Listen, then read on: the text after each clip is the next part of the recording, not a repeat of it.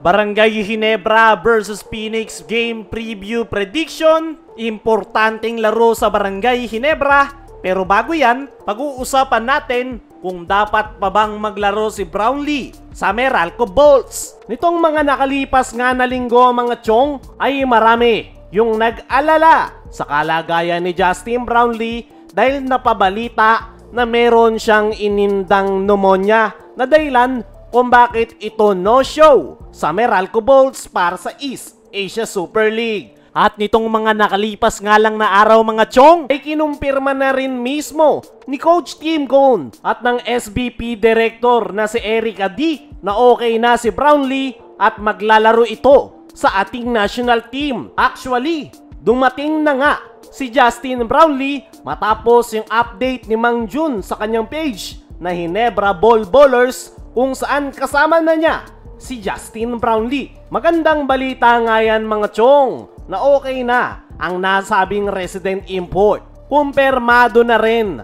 na maglalaro ito sa ating national team na Gilas Pilipinas. Pero ang malaking tanong ngayon, kung maglalaro pa nga ba si Justin Brownlee para sa Meralco Bolts sa East Asia Super League? Marami kasing haters ang nagsasabi ngayon na bigla daw gumaling si Justin Brownlee. Kesyo nung kailangan daw ito ng Meralco ay hindi ito nagpakita at sinabing may sakit. At may lumabas nga na balita na hindi daw maglalaro si Brownlee para sa Meralco Bolts. Ang tanong, maglalaro pa nga ba si Brownlee para sa Meralco? Nabanggit na mismo ni Coach Luigi Trillo nitong mga nakalipas na araw na hindi muna maglalaro si Brownlee sa kanilang charity game kontra Macau Blackbirds which is ginanap kahapon sa Cebu. At naiintindihan daw nila yung sitwasyon ni JB na committed sa ating national team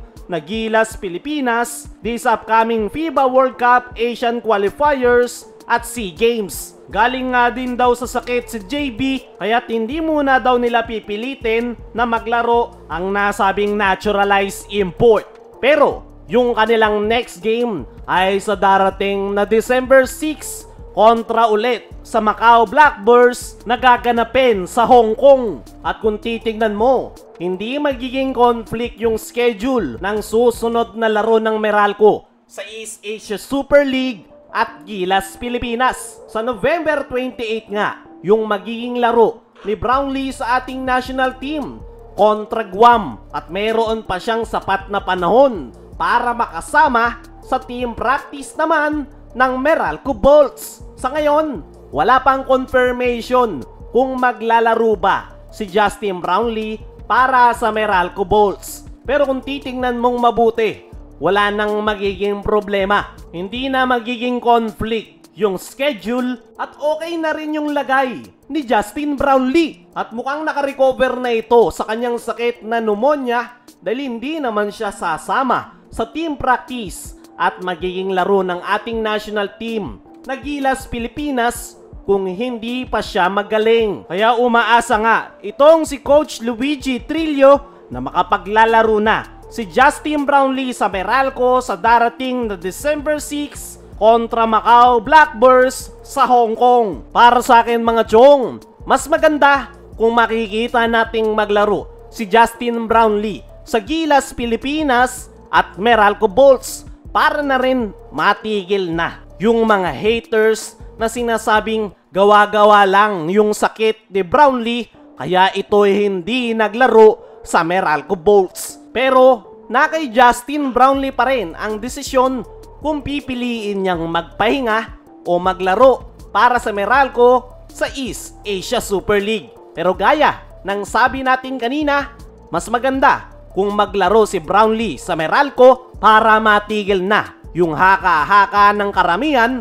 na gawa-gawa lang yung kanyang sakit at ayaw nitong maglaro sa Meralco Bolts. At kung mangyayaring maglaro si Brownlee sa Meralco, ay paniguradong mapapahiya yung mga haters. Kaya mga chong, ano ang masasabi nyo? Ngayong okay na si Brownlee, mas maganda ba kung maglalaro ito para sa Meralco Bolts sa East Asia Super League?